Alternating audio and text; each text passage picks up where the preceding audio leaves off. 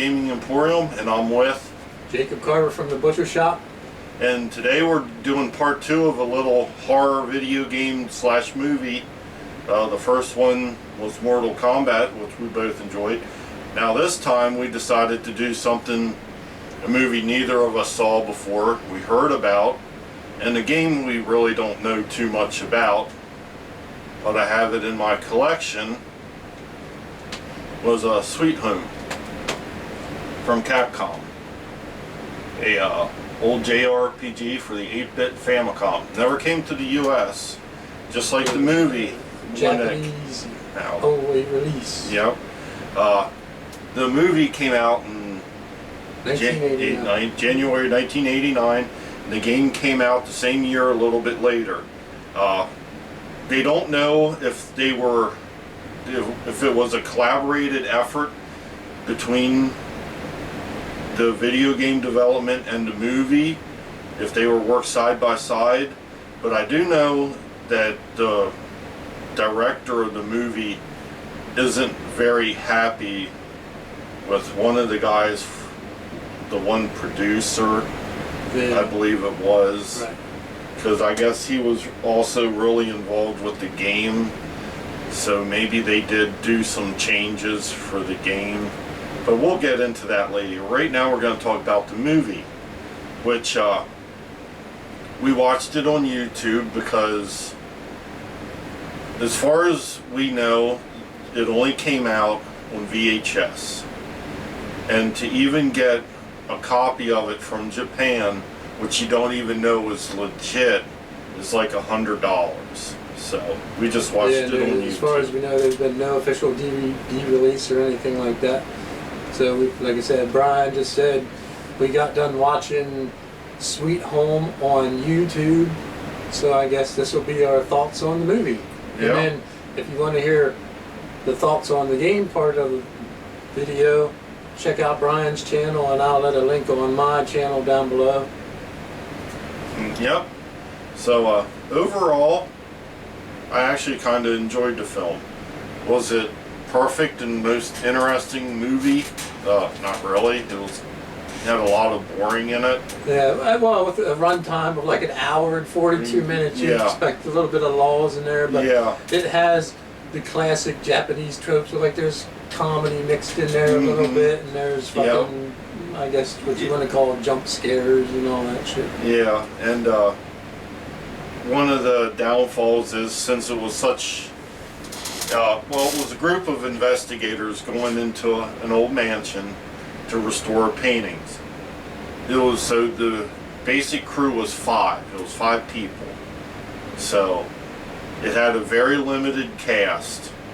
So that also added to a lot of lulls in it and a lot of filler being put in. The effects were done by Rick Baker. No, Dick Smith. Dick Smith.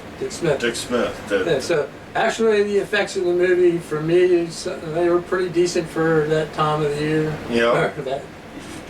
For time of year. For that year. We're I'm sober now, people. I'm not even drinking that anymore. I'm still fucking shit. Yep, where the effects and everything were actually pretty good. The effect of the guy that basically got cut / burned in half, then his body started to like the lower part of his body started to dissolve, was actually really good.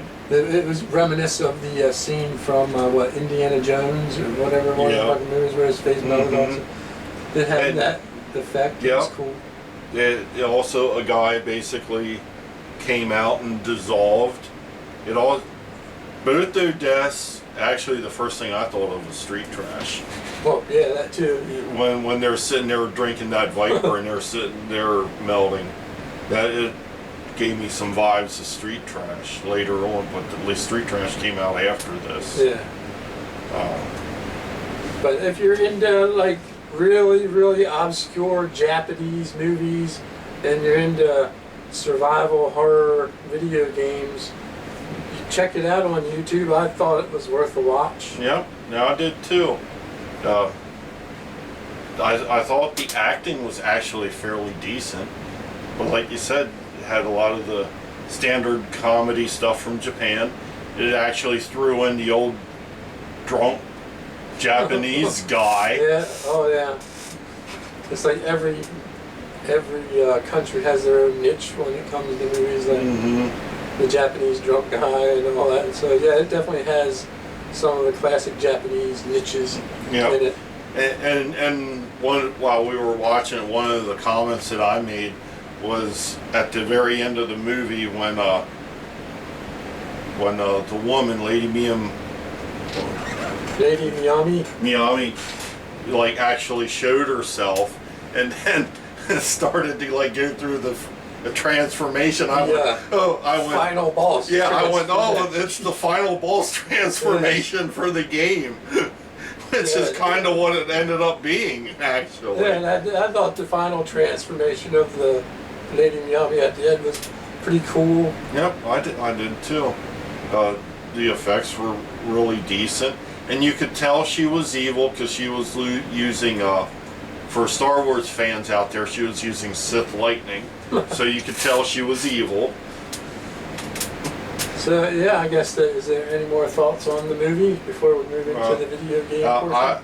I would say, especially if you like supernatural type films, I would definitely watch it, because I could tell while watching it, a lot of the later stuff that came out took some inspiration from this film. One of the movies I said was American Haunting. I could tell had some stuff inspired by it. Definitely check it out. The effects were really good. If you enjoy Japanese films in general, especially like low budget horror, definitely check it out, because I overall enjoyed it. Yeah, me too. So this has been Jacob Carver from the Butcher Shop. And Brian from Midnight Gaming Emporium. Until the next time, let the blood run red. Cha-ching, whatever. No massacres.